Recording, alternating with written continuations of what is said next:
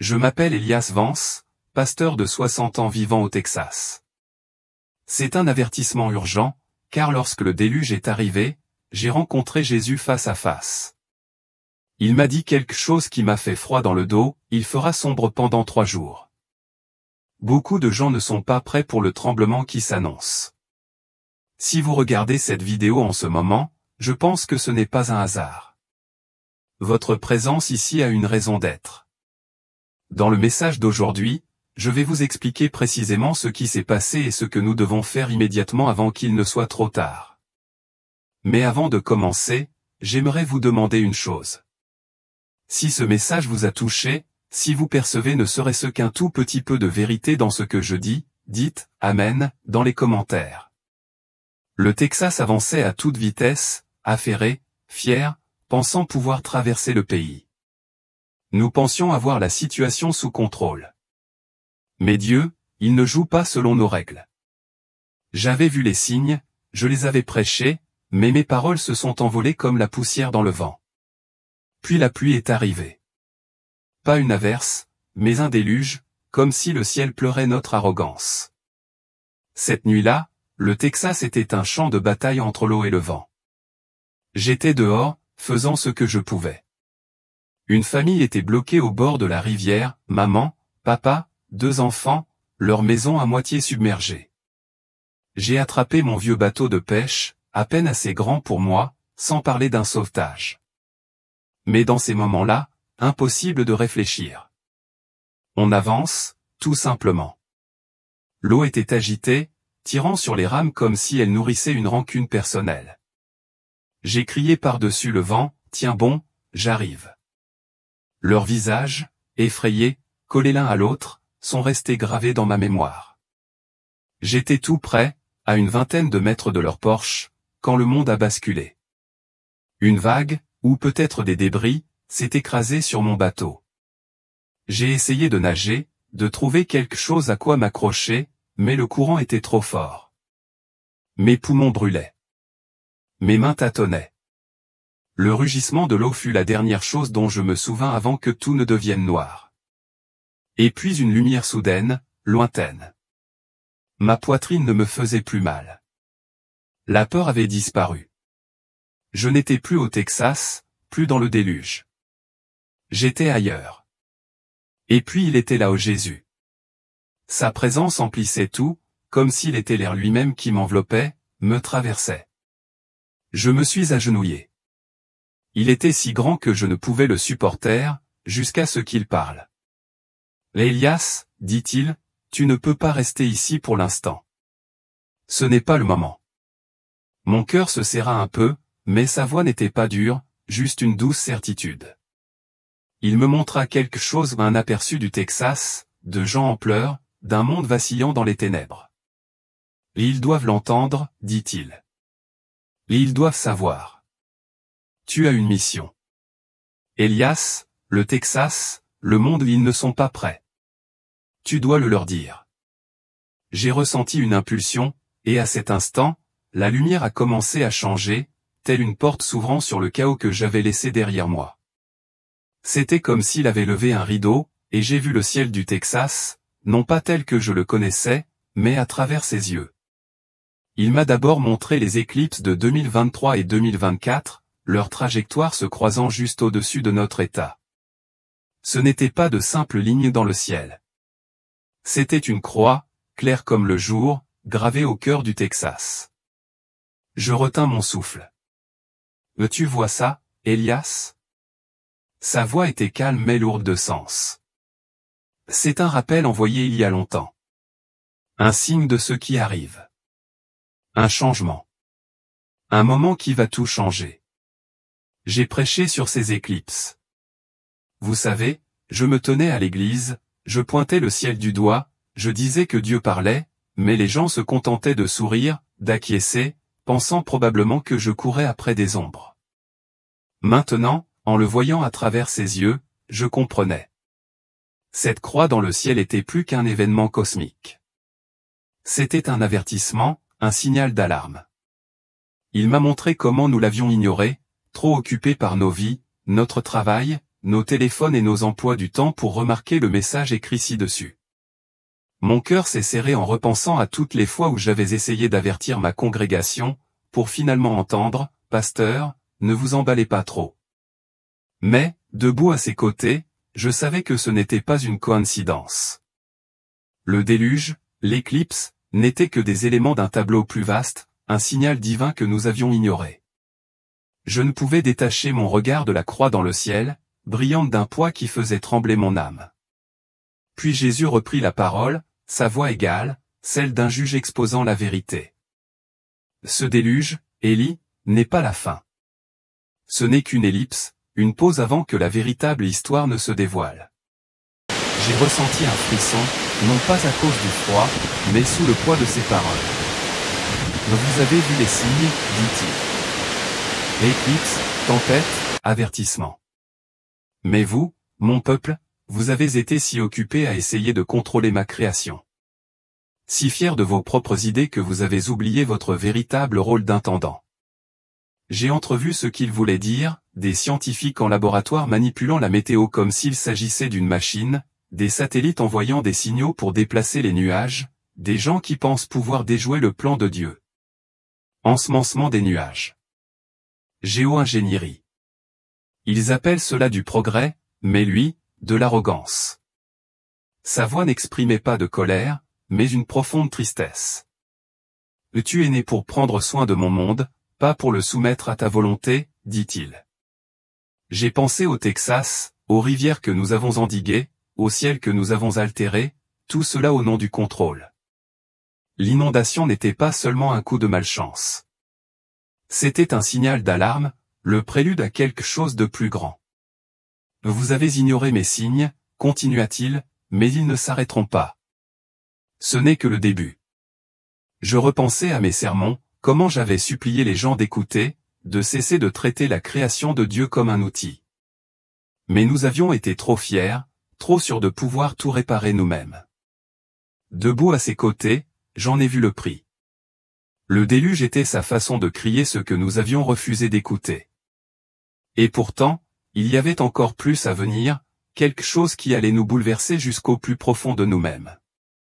Sa voix s'adoucit, mais elle portait un avertissement, comme un père corrigeant un enfant rebelle. Élias, tu connais l'histoire de Babel. Les hommes ont construit une tour pour atteindre les cieux, pensant pouvoir me ressembler. Maintenant, ils n'utilisent plus de briques ni de mortier. Ils utilisent des algorithmes, des satellites, des laboratoires. Je l'ai vu aussi clairement que possible, des gens en blouse blanche, des écrans éclairés de données, essayant de contrôler la pluie, d'occulter le soleil, de façonner le monde à leur guise. Ils pensent pouvoir améliorer mon projet. Il a dit qu'il pouvait gérer ce que j'ai créé, mais ce n'est pas de la gestion. C'est de l'orgueil. J'ai ressenti un pincement au cœur en pensant à la façon dont nous justifions tout cela, le progrès, l'innovation, la sauvegarde de la planète. Mais il a secoué la tête. Quand la sagesse oublie sa source, elle devient destructrice. Ces mots ont fait l'effet d'un coup de massue. Pas cruel, mais vrai. Nous avons joué à Dieu, persuadés que notre technologie peut surpasser sa création. Je me souviens de mes propres avertissements en chair, rejetés comme des propos insensés. Maintenant, je vois le danger. Il parlait d'un monde tellement absorbé par sa propre intelligence qu'il est aveugle à l'abîme qui l'attend. C'est là le plus grand risque. Élie, a-t-il dit, quand tu m'oublies, tu perds tout. La lumière autour de moi changeait comme un voile qu'on lève. Jésus ne disait pas un mot, mais je le sentais me guider, orientant mon regard vers quelque chose de nouveau. Le ciel du Texas s'étendait devant moi.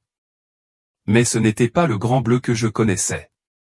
Il changeait, s'assombrissait non pas de nuages d'orage, mais de quelque chose de plus lourd, de plus épais, une noirceur qui semblait surgir de tous les coins, engloutissant le soleil tout entier. Ce n'était pas seulement l'obscurité. C'était un vide profond et suffocant, comme si le monde retenait son souffle.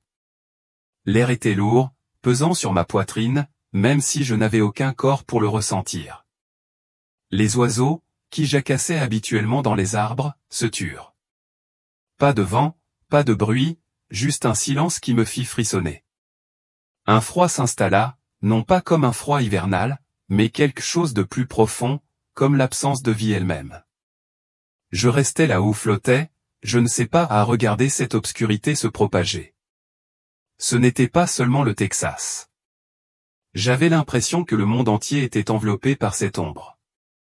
J'aurais voulu détourner le regard, mais je ne pouvais pas. Jésus me montrait quelque chose de délibéré, quelque chose que je devais voir. Le ciel n'était pas seulement obscur. Il avait disparu, consumé par une obscurité injustifiée. Mon cœur, ou ce qu'il en restait à cet endroit, battait la chamade, mêlant crainte et terreur. Qu'est-ce que c'était? Qu'est-ce qui allait arriver? Je sentais sa présence me soutenir, comme une main sur mon épaule. Mais il ne parlait pas encore. Il me laissait simplement absorber le silence, le froid, le poids d'un monde sur le point d'être mis à l'épreuve. Puis le décor changea, comme un rêve qui se transforme à mi-chemin. Je me trouvais dans une ville, ou peut-être Dallas, peut-être Houston, je ne savais pas. Les voitures bordaient les rues, leur moteur ronronnant une seconde, puis s'éteignant la suivante. Les phares clignotaient et s'éteignaient. Les lampadaires clignotaient, puis plongeaient dans le noir. J'ai baissé les yeux vers mes mains, tenant un téléphone, mais l'écran était noir, inutile, comme un morceau de verre. Je l'ai tapoté, secoué. Rien. Autour de moi, le monde s'effondrait. Les gens sortaient des immeubles, la voix étranglée par la panique. « Que se passe-t-il » a crié quelqu'un. Une femme serrait son enfant contre elle, les yeux écarquillés, cherchant des réponses dans un ciel qui n'en donnait aucune. Radio, télévision, ordinateur, tout ce sur quoi nous nous appuyions, en qui nous avions eu confiance, autour duquel nous avions bâti notre vie était silencieux, disparu. L'obscurité ne se limitait plus au ciel. Elle était partout. Les gens trébuchaient sur les trottoirs, se percutaient. Un homme hurlait sur sa voiture, donnant des coups de pied dans les pneus comme si cela allait la raviver. Une adolescente fixait son téléphone éteint, les larmes aux yeux, comme si elle avait perdu son univers. J'aurais voulu crier, tout va bien. On va trouver une solution. Mais ma voix ne portait pas. J'étais juste un témoin, observant ce chaos se dérouler. Il n'était pas prêt. Pas pour ça. Nous avions bâti nos vies sur des écrans, sur l'électricité, sur des connexions qui vacillaient instantanément. Maintenant, sans eux, les gens étaient perdus, tournant en rond, appelant à l'aide, mais sans résultat. L'air était lourd de peur, de ce désespoir qui s'empare de nous quand tout nous échappe. Je pensais à ma petite église au Texas, à la façon dont nous nous réunissions, chantions, prions, pensant que nous étions prêts à tout. Mais là, c'était différent. C'était un monde dépouillé, où tous nos gadgets, tous nos prétendus progrès, étaient réduits en poussière. Je sentais ma gorge se serrer, ma poitrine s'alourdir. Nous avions oublié comment vivre sans nos machines, oublié sur qui nous étions censés compter. Et maintenant, dans cette obscurité, nous en payons le prix. Sa voix se fit alors entendre, douce mais ferme, comme un murmure qui emplissait chaque recoin de mon âme. 3 jours, Élie. Jésus dit, 3 jours de ténèbres, un criblage, un rappel de ta véritable dépendance. J'ai senti ces mots s'installer en moi, lourds mais clairs. Pas sur les lignes électriques, pas sur vos téléphones, mais sur moi. La vraie lumière. Mon esprit tournait à toute vitesse, imaginant ces 3 jours, le chaos qui s'étendait à l'horizon. L'inondation était un signal, poursuivit-il. Mais cette obscurité, c'est la première épreuve, et elle ne s'arrêtera pas là. J'aurais voulu demander pourquoi. Pourquoi maintenant? Mais sa présence m'a répondu avant que je puisse parler. Nous étions partis trop loin, cherchant le contrôle, construisant des tours de technologie et de fierté, pensant que nous n'avions pas besoin de lui. Le déluge, les éclipses, c'étaient des avertissements que nous avions ignorés. Maintenant, cette obscurité venait nous réveiller. « Tu m'as oublié » dit-il. Non pas avec colère, mais avec une tristesse plus profonde que n'importe quelle réprimande. C'est l'occasion de se souvenir, de faire marche arrière.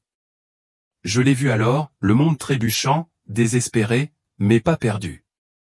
Pas encore. Il y avait encore du temps, un chemin de retour si nous étions à l'écoute. Mais le temps pressait, et l'épreuve était plus proche que je ne voulais le croire. Jésus a de nouveau changé mon regard, comme si je tournais la page d'un livre que lui seul pouvait lire. J'ai vu une route s'étendre, longue et interminable, se divisant en deux. D'un côté, une douce lumière chaude brillait, comme celle qu'on ressent lorsqu'on est en sécurité chez soi. Les gens marchaient, le visage calme et paisible, certains serrant leur Bible contre leur poitrine, d'autres levant simplement les yeux avec une force tranquille. Ils n'étaient ni pressés ni effrayés. Ils avançaient comme s'ils savaient où ils allaient, comme s'ils avaient confiance en le chemin sous leurs pieds. Voir cette foi, cette certitude en la présence de Dieu m'a rempli d'espoir. Mais alors, j'ai regardé de l'autre côté, et mon cœur s'est serré. L'obscurité l'a englouti, épaisse et pesante, comme un brouillard infranchissable. Les gens trébuchaient, les mains tendues, ne s'accrochant à rien. Leurs visages étaient déformés par la confusion, la peur, peut-être la colère. Ils criaient, appelaient à l'aide, mais aucune lumière ne venait. Ils semblaient perdus, comme s'ils avaient couru vers quelque chose toute leur vie, pour finalement découvrir que ce n'était pas là. J'aurais voulu tendre la main, les attirer vers la lumière. Mais je ne faisais qu'observer, mon âme partagée entre l'espoir pour ceux qui sont sur le droit chemin et une profonde douleur pour ceux qui sont perdus dans l'obscurité. Jésus n'avait encore rien dit, mais je sentais son regard, chargé de détermination, m'exhortant à comprendre. C'était la ligne de démarcation, la ligne qui se traçait, et tout le monde n'était pas prêt. Sa voix se fit alors entendre, claire et assurée, comme celle d'un enseignant exposant une dure vérité. L'élie, c'est la séparation. Jésus dit, ce ne sont pas tous ceux qui crient, Seigneur, Seigneur qui entreront dans mon royaume. Ce n'est pas une question de mots. Ce qui compte, c'est votre façon de vivre, la façon dont vous prenez soin de ma création et votre entière confiance en moi, même quand tout s'écroule. Je l'ai vu dans mon esprit, clair comme le jour.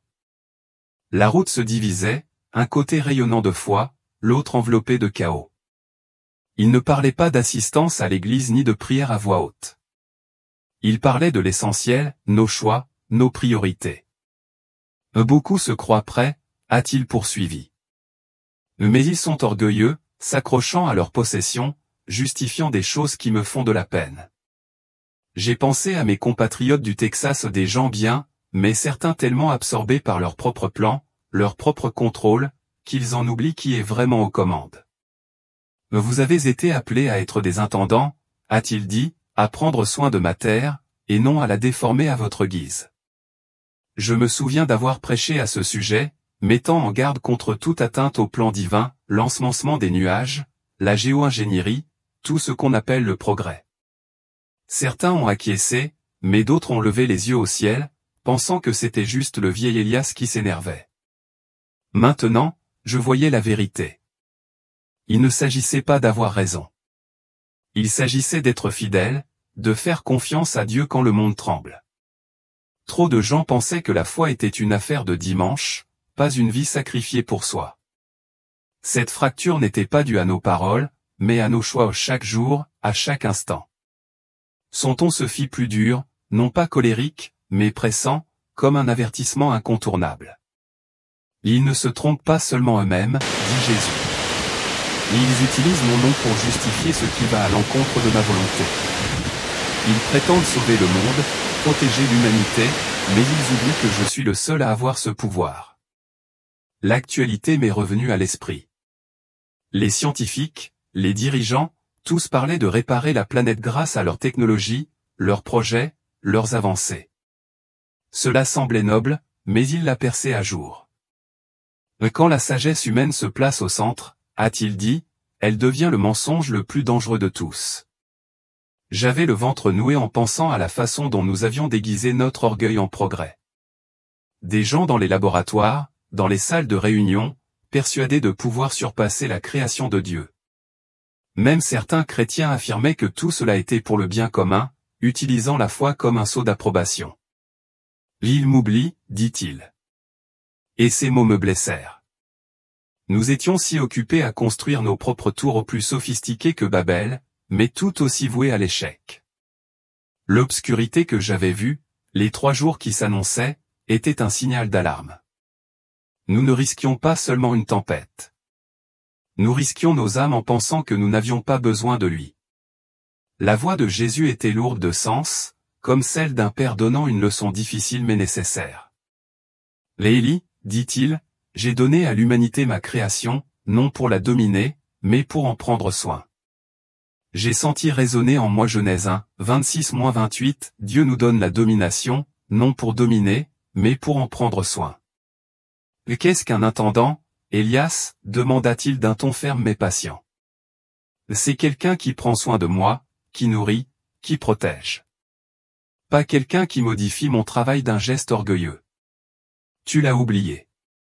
Je l'ai vu alors, clair comme le jour. La terre, verte et vivante, nous avait été confiée. Mais nous avons trahi cette confiance. J'ai pensé aux champs du Texas, autrefois sauvages, aujourd'hui domptés par les machines et les produits chimiques. J'ai pensé à mes sermons, exhortant les gens à honorer le dessein de Dieu, mais ces paroles tombaient souvent dans l'oreille d'un sourd. Sa voix n'était pas furieuse, mais elle exprimait une profonde tristesse. Je t'ai donné mon monde pour que tu le gardes, dit-il, pas pour que tu le refaçonnes à ton image. Mon cœur se serra en imaginant comment nous étions passés du statut de gardien à celui de contrôleur, pensant savoir mieux que celui qui avait tout créé. Le déluge, les signes dans le ciel, rappelaient cet appel oublié. Debout là, je ressentais le poids de sa confiance en nous, et comment nous l'avions laissé filer entre nos doigts. Son ton s'est durci, non pas dur, mais direct, comme une lumière perçant le brouillard. Tu essaies de contrôler la pluie, Elias. Tu changes les vents. Tu oses même obscurcir mon soleil. J'ai vu des éclairs de laboratoire, de scientifiques bricolant avec l'ensemencement des nuages, la géo-ingénierie, des choses dont j'avais lu et que j'avais dénoncées. Et qui t'a donné ce droit, demanda Jésus d'une voix ferme mais perçante. Je t'ai donné la sagesse, mais tu t'en es servi pour me défier. Tu essaies de te prendre pour Dieu. J'avais l'estomac noué. J'avais vu les gros titres, des gens qui parlaient de solutions climatiques, faisant semblant de déjouer le Créateur. J'avais mis en garde ma congrégation contre cela, contre toute atteinte à l'ordre divin. Mais il haussait les épaules et disait que ce n'était qu'un progrès. Maintenant, avec lui, je voyais la vérité. Chaque goutte d'eau dans le ciel, chaque changement de météo était un pas en avant par rapport à son plan. « Tu crois arranger les choses, disait-il. Mais tu détruis ce que j'ai créé. » Il ne s'agissait pas seulement du Texas ou des inondations. Il s'agissait d'un monde en quête de contrôle, aveugle au prix à payer. J'avais honte, non seulement pour eux, mais pour nous tous ou pour chaque fois que nous avions choisi notre propre voie plutôt que la sienne. L'obscurité qu'il m'avait montrée, les 3 jours à venir, tout cela était lié à cela, à notre refus de croire en son dessein. Puis sa voix s'adoucit, tel un guide indiquant le chemin du retour. Tu veux de l'eau, Elias? Planter des arbres. Tu veux de l'air pur? Arrêtez d'empoisonner ma terre. Tu veux un monde meilleur? Vivez humblement. Aimez-vous les uns les autres. Et honorez ma création. J'ai vu les choses se dérouler, des champs replantés, des rivières claires, des gens travaillant ensemble. Non pas pour contrôler, mais pour se soucier des autres. Telle est la voix d'un intendant, a-t-il dit, aimer et se repentir. Marcher sur mon chemin. Mon cœur s'est soulevé, mais l'espoir n'était pas facile. C'était un appel au changement. J'ai pensé à ma petite ville du Texas, à la façon dont nous pourrions commencer petit, moins de déchets, plus de respect de la terre, plus d'amour les uns pour les autres. Vous n'avez pas besoin de machines pour réparer ce que j'ai créé, a-t-il dit. Vous avez besoin d'humilité. J'ai vu des visages de mon église, des gens qui avaient ignoré mes avertissements, mais aussi ceux qui avaient écouté, qui avaient prié. Il était encore temps. il nous disait de faire demi-tour, d'être les intendants qu'il nous avait appelés à être, non pas les seigneurs de la terre, mais ses gardiens, ses protecteurs. Repentez-vous, nous a-t-il exhortés, et marchez dans mon amour. C'était simple, mais cela semblait être la chose la plus difficile qu'on nous ait jamais demandé de faire. Un instant, j'étais baigné de cette lumière sacrée, enveloppé de sa présence, et l'instant d'après au boum. J'étais de retour. Mes yeux se sont ouverts brusquement et j'étouffais, haletante, crachant l'eau de la rivière sur une berge boueuse. Ma poitrine se soulevait, chaque respiration brûlant comme du feu. Quelqu'un criait, « Il est vivant !» Pasteur Elias, tenez bon. Des mains me tiraient, brutalement mais désespérément, m'arrachant du bord de l'eau. J'étais trempé, tremblant, mon corps hurlait d'épuisement, mais vivant, vivant. Je clignais les yeux dans l'eau grise, l'inondation faisait toujours rage à proximité, les arbres étaient courbés, les maisons à moitié noyées. C'était le chaos, les cris, les débris, la rivière rugissait comme si elle voulait achever ce qu'elle avait commencé. J'essayais de me redresser, la tête qui tournait. Où étais-je? Était-ce réel? J'avais été ailleurs avec lui dans cette lumière. Maintenant, le monde semblait brut, déchiqueté, comme si on se réveillait d'un rêve qu'on ne voulait pas quitter. Mes mains tremblaient en touchant le sol, sentant la boue froide sous mes doigts. J'ai vu des visages des citadins, les yeux écarquillés de soulagement et de peur. « Vous étiez parti, pasteur, dit l'un d'eux, la voix tremblante. Nous vous croyions mort. J'aurais voulu dire quelque chose pour m'expliquer, mais j'avais la gorge irritée, l'esprit en désordre. J'avais vu Jésus, ressenti son amour, ses avertissements. Et maintenant, me voilà de retour dans les décombres de le Texas, avec une seconde chance que je ne méritais pas. Mon cœur battait fort, pas seulement à cause du froid ou du sauvetage, mais aussi à cause de la certitude que j'avais été renvoyé pour une raison. Je n'étais plus le même Elias Vance. Je le sentais au plus profond de moi. Le monde paraissait différent, comme si je le voyais à travers les yeux de Dieu. Le fleuve, les foyers brisés, les gens blottis sous des couvertures où ce n'étaient plus de simples êtres humains. C'étaient des âmes, chacune portant ses propres difficultés, son propre besoin de Dieu. J'étais assise sur la berge, emmitouflé dans une couverture rêche qu'on m'avait jetée, et je les observais, des voisins aidant leurs voisins, des enfants pleurant, un homme priant à voix basse. Mon cœur se serrait, non pas de pitié, mais d'un amour immense, comme si je voyais le poids de leur vie, de leurs espoirs, de leurs peurs. Chaque prière que j'avais dite, chaque sermon que j'avais prêché me semblait désormais plus précis, comme si je comprenais enfin ce qu'il voulait dire. Le Seigneur est mon berger, n'était pas seulement une phrase. C'était une bouée de sauvetage, une vérité que j'avais perçue sous cet éclairage. J'ai vu une femme réconforter son enfant et j'ai voulu lui dire, il est là. Il te voit. J'ai vu un gars transporter des débris, le visage sombre, et j'ai eu envie de l'attraper et de lui dire, il y a plus que ça. Il a un plan. Toute ma vie, j'ai prêché l'amour de Dieu. Mais maintenant, je le sentais brûler en moi, me poussant à agir. Je n'étais plus seulement un pasteur. J'étais un messager porteur de quelque chose de plus grand que moi. Le déluge, l'obscurité, les avertissements, ils n'étaient pas seulement pour moi. Ils étaient pour tout le monde. Je savais, assis là, tremblant mais vivant, que je devais partager ce que j'avais vu, peu importe à quel point cela avait été difficile de le dire. Un poids s'est posé sur mes épaules, lourd mais pas écrasant, comme un manteau que j'étais censé porter. Je savais que je ne pouvais pas rester silencieux. Ce que j'avais vu au Jésus, la croix dans le ciel, l'obscurité qui s'approchait n'était pas qu'une histoire. C'était un avertissement, un appel à nous réveiller. Ma poitrine se serra, non pas de peur, mais à cause de sa taille. « Seigneur, murmurai-je, comment faire ?» Je n'avais pas peur de parler. Je le faisais depuis des décennies. Mais là, c'était différent. C'était une vérité si grande qu'elle pouvait secouer les gens, les amener à tout remettre en question. Il ne s'agissait pas de pointer du doigt ou de dire « je te l'avais bien dit ». Il s'agissait de leur montrer ce qu'il m'avait montré, que Dieu voulait que nous soyons prêts, tournés vers lui, et non que nous poursuivions nos propres plans. Le déluge, les 3 jours de ténèbres, c'était sa façon de dire « Reviens à moi ». Je ne pouvais pas garder ça pour moi. Même si les gens me traitaient de fou, même s'ils s'éloignaient, je sentais sa confiance en moi comme un feu au ventre, me poussant à parler. J'ai dû leur dire à mon église, à ma ville, à tous ceux qui voulaient bien m'écouter ou que nous n'étions pas irrécupérables. Mais nous devions le choisir. Nous avons dû faire demi-tour avant que les ombres ne tombent. Ce dimanche-là, je suis monté en chair, mes bottes encore couvertes de boue. Mais quelque chose en moi avait changé. La petite église était bondée. Des gens de la ville, certains que je connaissais, d'autres que je ne connaissais pas.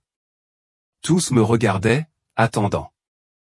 Je n'étais plus le même Elias Vance qu'ils avaient vu prêcher pendant des années, fatigué et épuisé par le déluge. Non, je sentais un feu en moi, une force inexplicable. Je m'agrippais au bord du podium, les mains fermes, et les regardais. « Frères et sœurs, dis-je d'une voix basse mais claire, je suis allé là où nous allons tous un jour. Je l'ai vu. Et il m'a renvoyé avec un message. Leurs yeux se sont posés sur moi, écarquillés, certains larmoyants. Je leur ai raconté l'histoire du déluge, comment l'eau m'a emporté, comment mon cœur s'est arrêté. Je n'ai pas édulcoré les choses, le froid, la peur, le moment où j'ai pensé que c'était fini. Mais ensuite je leur ai parlé de la lumière, de sa présence, de la façon dont elle m'entourait comme les bras d'un père. J'ai vu Jésus, dis-je, la gorge serrée. Pas comme sur les photos, mais réel, vivant, me connaissant mieux que moi-même. La pièce était silencieuse, comme s'ils retenaient leur souffle. Je n'étais plus seulement un pasteur. J'étais un témoin, porteur d'une vérité plus lourde que jamais. Je pouvais sentir leur cœur s'ouvrir. Certains étaient sceptiques, d'autres désespérés d'espoir. Peu m'importait qu'ils doutent de moi. Je l'avais vu, et je devais leur raconter ce qu'il m'avait montré. J'ai pris une profonde inspiration, sentant le poids de ce qui allait suivre. Et il m'a montré des choses, dis-je d'une voix plus forte, plus pressante. Des signes que nous avons ignorés. Les éclipses de 23 et 24 août, tu t'en souviens. Elles ont traversé le Texas, formant une croix dans le ciel. Ce n'était pas seulement la nature. C'était Dieu qui parlait. J'ai vu des hochements de tête, quelques murmures, mais j'ai continué. Le déluge qui a failli m'emporter, ce n'est pas la fin. C'est un avertissement. Il m'a montré ce qui allait arriver, 3 jours d'obscurité. Pas seulement la nuit, mais un blackout si profond qu'il engloutit tout. Je l'ai décrit comme je l'ai vu. Le ciel devient noir, non pas à cause des nuages, mais à cause d'un vide qui mange la lumière. Des voitures mortes, des téléphones inutiles, des gens qui courent, crient, perdus sans leur technologie. J'ai vu une ville, peut-être la nôtre, où tout ce en quoi nous avions confiance s'est effondré. Plus d'électricité, plus d'écran, juste le chaos. Ma voix tremblait tandis que je leur parlais de la route divisée en deux, un côté resplendissait de gens marchant avec foi, calmes, tenant fermement leur Bible. L'autre côté est sombre, les gens trébuchent, cherchant des réponses qu'ils ne trouvent pas. C'est un fossé, dis-je, entre ceux qui lui font confiance et ceux qui ne lui font pas confiance. Je les ai regardés dans les yeux, certains écarquillés par la peur, d'autres doux par la compréhension. Mais tu le vois aussi, n'est-ce pas, ai-je demandé. Ce n'est pas seulement mon histoire. C'est la nôtre. Il nous avertit, il nous montre ce qui est en jeu si nous ne faisons pas marche arrière. La pièce était électrique, comme s'ils étaient là avec moi, voyant l'obscurité, ressentant l'urgence. Je me suis penché en avant, ma voix basse, urgente, comme si je parlais à chacun d'eux seul à seul. Ce n'est pas un jeu, mes amis. C'est un signal d'alarme. Dieu veut que nous survivions, que nous revenions à lui. Mais vous ne pouvez pas vous contenter de m'écouter et d'acquiescer. Vous devez l'écouter. J'ai pointé ma poitrine, les yeux brûlants. Préparez votre cœur. Préparez votre foyer. Ne croyez pas que la foi seule vous prépare. Dieu veut de l'action. Il veut de l'humilité. Je les ai vus bouger sur leur siège, certains serrant leurs mains, d'autres regardant vers le bas. Arrête de courir après le contrôle, dis-je. Arrête de croire que tu peux surpasser sa création. Le déluge, les ténèbres, tout cela dit la même chose, fais demi-tour maintenant. Je me suis arrêté, laissant l'idée pénétrer. De prier sincèrement. Aimez votre prochain comme il vous aime. Prenez soin de cette terre comme si elle était à lui, et non à vous. C'est ce qu'il vous demande. Ma voix s'est brisée, non pas à cause de la faiblesse, mais à cause du poids de tout cela. Et il m'a envoyé te dire ceci. N'attends pas que l'obscurité frappe. Sois prêt maintenant. Je reculai, le cœur battant, sachant que j'avais tout mis à nu. Il devait choisir. Nous l'avons tous fait. Debout à ma chaire, je regardais ma congrégation, mais mon esprit était encore à moitié concentré sur lui. Vous savez, nous, les Américains, sommes fiers. Nous avons cet esprit, se relever, construire quelque chose de nouveau, l'améliorer. C'est dans notre sang. Des pionniers à la Silicon Valley, nous avons envoyé des hommes sur la Lune, construit des gratte-ciel, inventé des gadgets qui dirigent nos vies. Et ne vous méprenez pas, ce voyage peut être bon. Mais quelque part en chemin, c'est devenu autre chose, de l'orgueil. Nous avons commencé à penser que nos machines, nos idées, pouvaient surpasser l'œuvre de Dieu. Je l'ai vu au Texas, dans la façon dont nous nous sommes appuyés sur la technologie pour apprivoiser la terre, contrôler la météo, comme si c'était nous qui prenions les décisions. Mais en me tenant aux côtés de Jésus, voyant sa création à travers ses yeux, j'ai compris quelque chose. Notre grandeur ne vient pas de nos inventions. Elle vient de l'obéissance, de l'humilité devant le Créateur. Nous l'avons oublié. Nous avons tellement couru après le progrès que nous avons perdu de vue celui qui nous a donné ce monde à préserver, et non à conquérir. J'ai dit à mon Église, mes amis, nous ne sommes pas les auteurs de cette histoire. C'est Dieu qui l'est. Et il nous rappelle à notre place d'intendant, et non de roi. Je le voyais dans leurs yeux. Certains l'ont compris, d'autres non.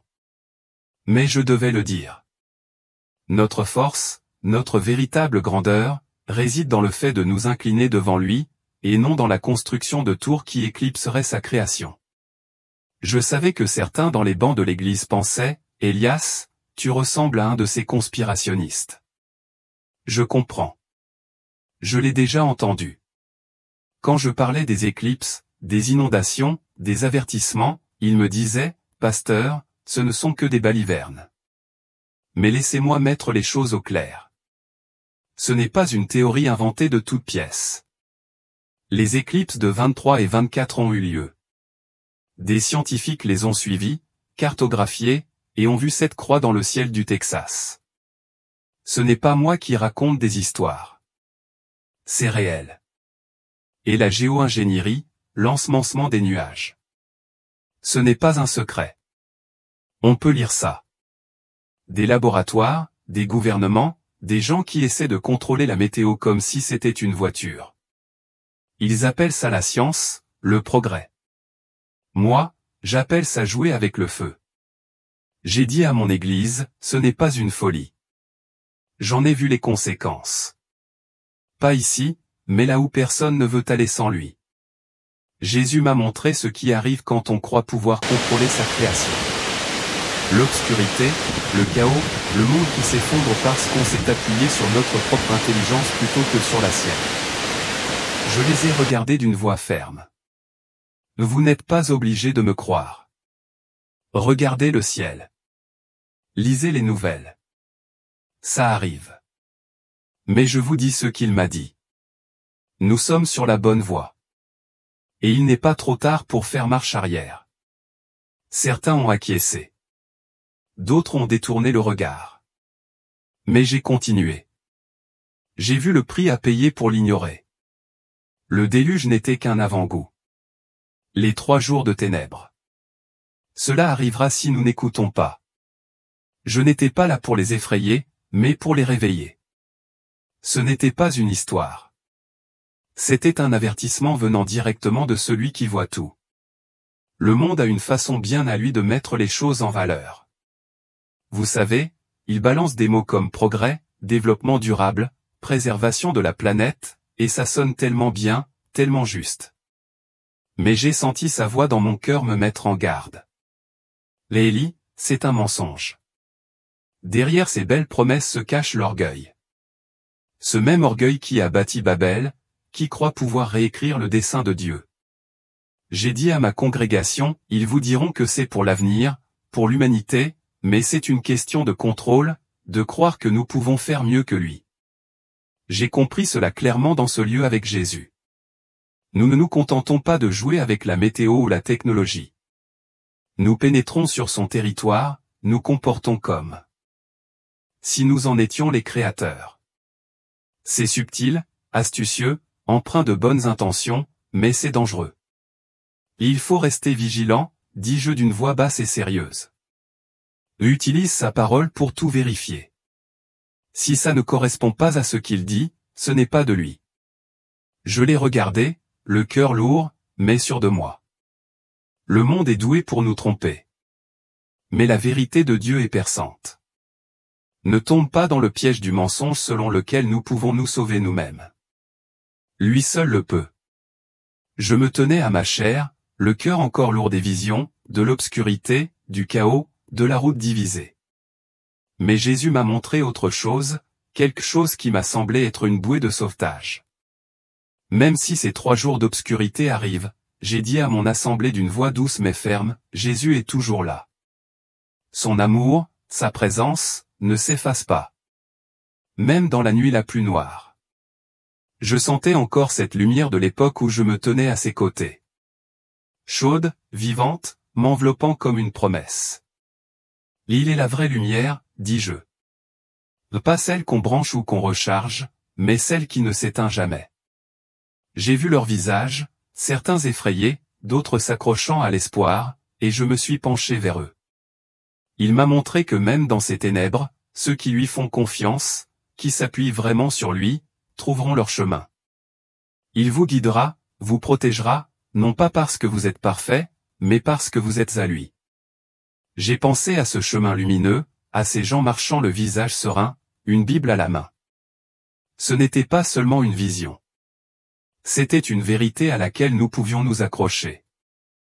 Peu importe l'obscurité, dis-je, Jésus est là, plus brillant que n'importe quelle ombre. Il ne nous quittera pas. Jamais. J'ai senti une larme couler sur ma joue. Non pas de peur, mais de la certitude irrésistible de son amour. L'obscurité arrivait. Oui, mais sa grâce aussi, prête à nous porter si nous nous accrochons à lui.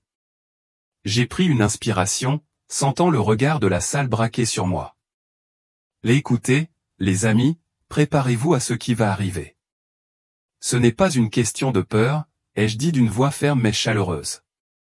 La peur ne vient pas de Dieu. Se préparer, c'est avoir confiance. C'est lui dire, Seigneur, je te crois. Je suis prêt à tout ce que tu permettras. Je voyais certains hocher la tête, d'autres hésitants, comme s'ils se débattaient. Il ne s'agit pas de faire des réserves de conserve ou de se cacher dans un bunker, ai-je poursuivi. Il s'agit de votre cœur. Il s'agit de montrer à Dieu que vous l'aimez en vivant à sa manière. À cet instant, je repensais à ce qu'il m'avait montré, à notre dérive, à notre quête du contrôle, pensant pouvoir déjouer sa création. Se préparer, c'est se tourner vers lui. J'ai dit, cela signifie prier comme on le pense. Aimer son prochain, prendre soin de cette terre qu'il nous a donnée. C'est dire, je te fais confiance, Seigneur. Même si les lumières s'éteignent, même si le monde tremble. Je me suis souvenu de sa voix nous exhortant à être des intendants, non des maîtres. C'est ce qu'il voulait, notre obéissance, notre foi en action, chaque pas que vous faites avec foi. Je leur ai dit que chaque choix était de vivre humblement, d'aimer profondément, c'est dire à Dieu, je suis à toi. C'est ce qui vous prépare. Je les ai regardés, le cœur rempli. Ne laissez pas la peur vous guider. Laissez son amour vous guider. C'est le genre de préparation qu'il demande. J'ai baissé la voix, presque comme si je priais là, en chair. Seigneur, je ne veux pas que quiconque affronte ce que j'ai vu dans ces ténèbres, ai-je dit, le cœur lourd. Je crois que tu tends la main à chacun d'entre nous. En cet instant même, tu nous appelles à faire demi-tour. J'ai regardé ma congrégation, leur visage mêlant espoir et inquiétude. Il veut que nous abandonnions notre orgueil, ai-je dit. Ce besoin de contrôle, d'être nos propres dieux. Il nous demande d'accepter son humilité, son amour. J'ai fermé les yeux, sentant les mots jaillir comme une prière. Père, touche chaque cœur ici présent. Montre-nous comment nous éloigner de l'arrogance. Comment vivre comme tes intendants. Transforme-nous, Seigneur, afin que nous soyons prêts. Pas seulement pour les ténèbres, mais pour toi. J'ouvris les yeux, voyant des larmes sur certains visages, d'autres hochant doucement la tête. Il n'en a pas fini avec nous, dis-je d'une voix brisée. Il nous appelle à la maison, mais nous devons le choisir. Commençons aujourd'hui, dès maintenant, le cœur ouvert à lui. Ce n'était pas qu'un sermon. C'était un appel pour eux, pour moi, pour que nous tous écoutions sa voix et la suivions. Penché en avant depuis la chair, je regardais ma congrégation comme si je parlais à chacun individuellement. Quand vous regardez le ciel, que voyez-vous, demandai-je d'une voix douce, comme un ami qui partage un secret. Voyez-vous seulement des nuages, des étoiles, peut-être un avion ou deux, ou voyez-vous ce que Dieu essaie de nous montrer? J'ai marqué une pause, le temps de réfléchir. J'ai vu ces signes. Ces éclipses de 23 et 24 jours traversant le Texas comme un signe sacré. Ce n'était pas que de belles lumières. C'était sa voix qui parlait haut et fort. Je sentais ma poitrine se serrer au souvenir du poids de cette croix dans le ciel. Le Texas a ressenti sa première vague avec l'inondation. Mais nous ne sommes pas les seuls. Le désastre est plus grand, il se propage plus largement. Dieu nous demande d'ouvrir nos yeux spirituels pour percevoir ses avertissements. J'ai scruté leurs visages, certains curieux, d'autres inquiets. Ils ne se cachent pas, les amis. Ils crient à travers le ciel, à travers les tempêtes. Mais il faut lever les yeux, vraiment regarder et se demander ce qu'il dit. J'ai pensé à sa présence, à la façon dont il m'avait montré la vérité. Il ne s'agit pas seulement du Texas, dis-je. Il s'agit de nous tous. Partout, il veut que nous soyons éveillés, prêts, que nous voyions le monde à travers ses yeux, pas les nôtres. Ma voix tremblait, non pas de peur, mais d'urgence. Que vois-tu quand tu lèves les yeux? C'est la question. Parce qu'il parle et on ne peut pas se permettre de le manquer. J'ai élevé la voix, pas trop fort, mais insistante, comme si j'avais besoin qu'ils m'entendent au plus profond d'eux-mêmes. Je ne te dis pas ça pour te faire peur, ai-je dit. Je te dis ça pour que tu sois prêt, pour que tu sois sauvé. Cette histoire, ce n'est pas seulement la mienne. C'est la nôtre et elle doit se propager. J'ai repensé aux paroles de Jésus, à son appel à partager l'avertissement.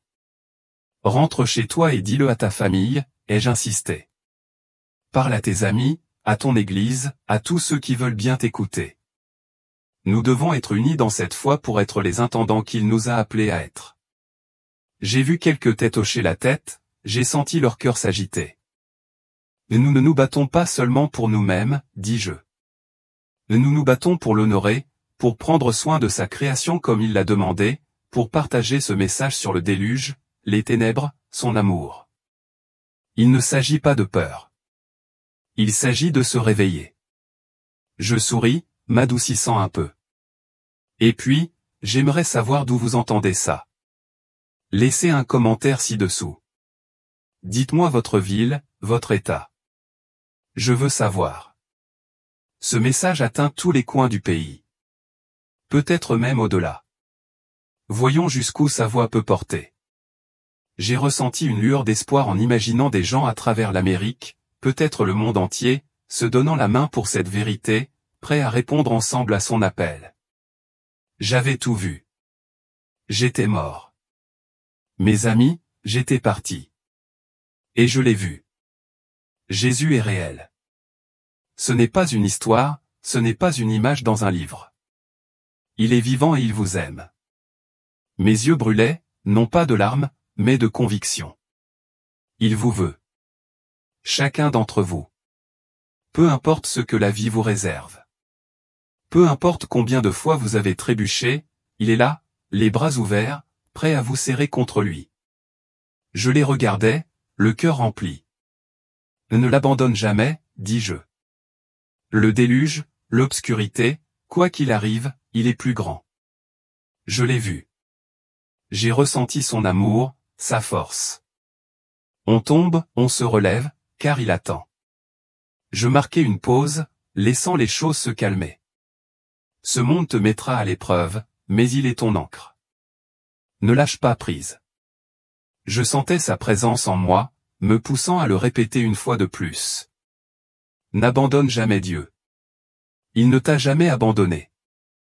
J'ai incliné la tête devant la chair, ma voix se réduisant à un murmure, comme si je lui parlais directement. Père, ai-je prié, nous nous sommes tellement égarés.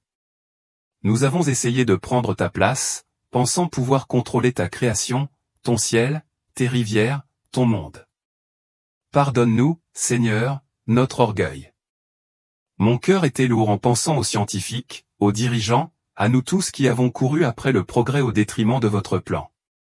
Nous avons été aveugles, nous agissant comme si c'était nous qui commandions. Je suis désolé, Seigneur. Nous sommes désolés. J'ai levé les yeux, sentant l'assemblée prier avec moi. Donne la sagesse à ceux qui, dans les laboratoires et les bureaux, font des choix qui façonnent ta planète. Touche leur cœur, Père. Montre-leur leur véritable vocation, se soucier des autres, non les contrôler. Ouvre-leur les yeux pour qu'ils te voient comme le Créateur, le seul à avoir le droit de gouverner. Aide-nous tous à prendre du recul, à être humbles, à être les intendants que tu nous as créés. Ma voix tremblait, non pas de peur, mais sous le poids de la demande de pardon pour un monde qui avait enterré.